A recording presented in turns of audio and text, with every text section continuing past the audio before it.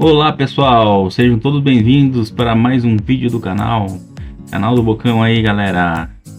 Eu sou o Anderson. Então galera, hoje vamos fazer mais um passeio.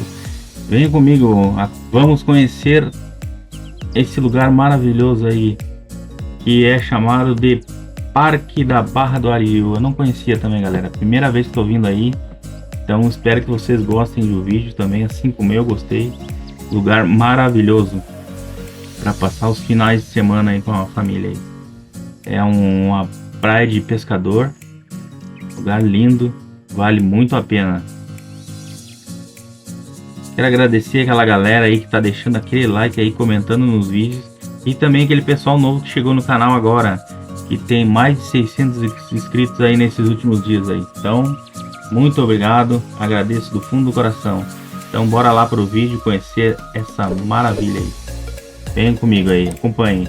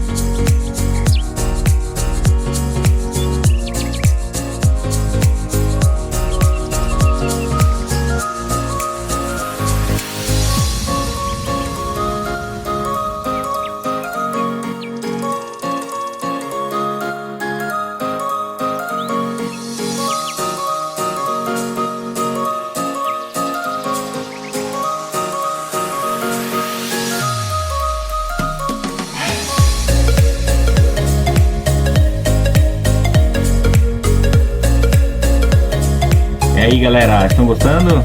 Maravilha, né? Até aqui tudo top. Então galera, tem mais um pedaço de vídeo aí muito legal pra frente ainda. Espero que vocês estejam gostando. Deixa aquele like, galera. Compartilhe o vídeo aí. Inscreva-se no canal, ative o sininho, galera. Compartilhe com mais amigos para que todos possam ver esses vídeos aí que eu tô postando aí.